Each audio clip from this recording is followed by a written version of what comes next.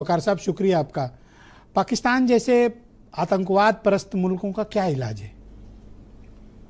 Sir, सिर्फ एक ही इलाज है जो प्रधानमंत्री जी करने की तैयारी कर रहे हैं और हम आप सब सोच रहे हैं।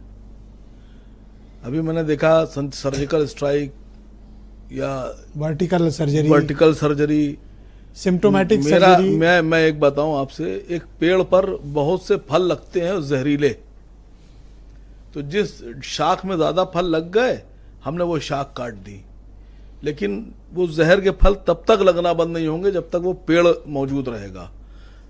पेड़ को जड़ से उखाड़ कर फेंक दीजिए, ना पेड़ रहेगा, ना जहरीले फल रहेंगे, ना लोग मरेंगे। ये मेरा एक मशवरा है प्रधानमंत्री जी को। बहुत अच्छा मशवरा। सर्जिकल स्ट्राइक से काम नहीं चलने वाला है सर।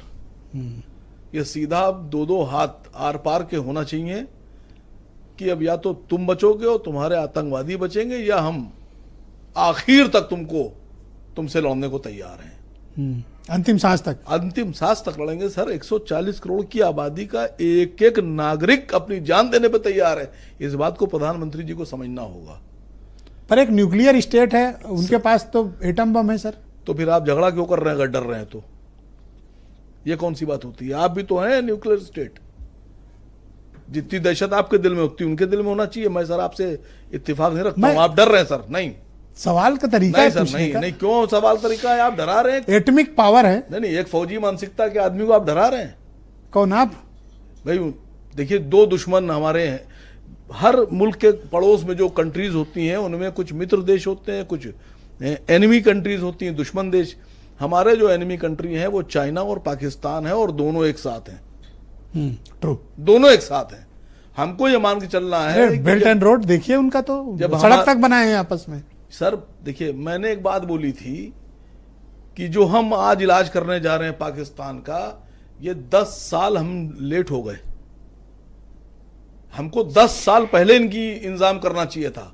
मैंने बोला लोगों से, तो बोले कैसे? मैंने कहा जिस वक्त पहला बुलडोजर कंक्रीट डामर लेकर चाइना का आया था काराकोरम पर, हमको वहीं रोक देना चाहिए था।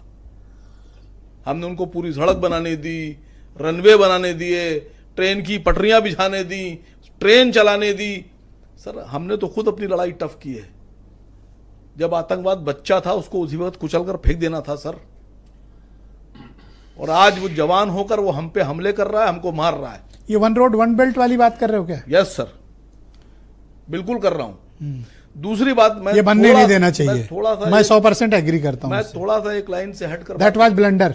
मैं एक लाइन हट के बात करता हूं।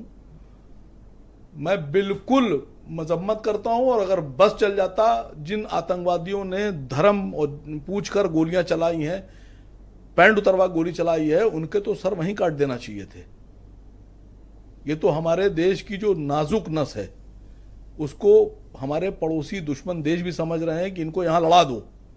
लेकिन अफसोस इस बात की है कि हमारे देश में भी नीतीश राणा जैसे कई एक नेता ऐसे हैं जो आतंकवादियों की मानसिकता पे चल रहे हैं। वो कह रहे हैं हम धर्म पूछकर और नाम पूछकर उनसे बिजनेस करेंगे। क्या फर्क रह गया उन आतंकवादियों में जो धर्म पूछकर गोली चला रहे थे और इनके मंत्री जी में? दूसरी एक मैं थोड़ा सा अलग हटके एक बात करना चाह रहा हूं। मल्लिकार्जुन खड़गे जी ने, कांग्रेस के जो राष्ट्रीय अध्यक्ष जी हैं, उन्होंने कहा गृह मंत्री जी इस्तीफा दें। क्यों इस्तीफा दें? क्यों इस्तीफा दें? क्या इससे पहले हमारे देश में आतंकियों का हमला नहीं हुआ बड़ा? देखिए, आतंकवादी कहीं भी कभी भी हमला कर सकता है, लेकिन उसको अगर छूट दे दी जाए या उसके खिलाफ कार्रवाई ना की जाए तब आप मांगिए। मैं इस्तीफा मांगता हूं भारतीय हमारी जो सरकार है, इस सरकार के राम मोहन नायडू साहब से। मैं समझता हूं कि समीर सिंह साहब को मेरी हाँ में हाँ मिलाना होगी, वरना वजह देना होगी।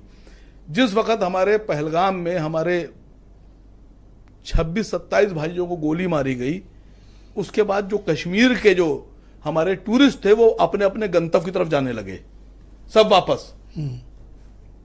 वहां के जो घोड़े वाले थे वो मुफ्त में सेवा कर रहे थे, खाना मुफ्त में दे रहे थे।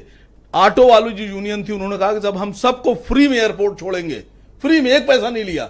और हमारे जो उड्डयन मंत्री जी हैं, जिनके अधीन इतनी एयरलाइंस चलती हैं, वो 4000 का टिकट 25,000 का बेचेंगे?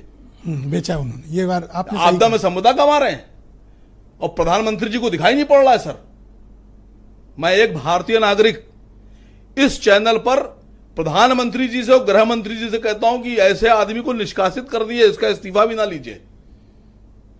और जिन लोगों ने महंगा टिकट खरीदा है, ब्लैक से टिकट खरीदा है, जिनसे पैसा लूट वापसी की गई है, कराइए। उनका पैसा वापस किया जाए। बहुत सॉलिड मुद्दा उठाया, आई अप्रिशिएट यू। आपने मुद्दा बहुत अच्छा उठाया। सर, मैं बात मुद्दे की नहीं सर, जो भी देश के लिए सोचेगा वो देश की ही बात करेगा। ऑलराइट सर, शुक्रिया, हमारे साथ बने रहिएगा। सेकंड राउंड में आपके बाकी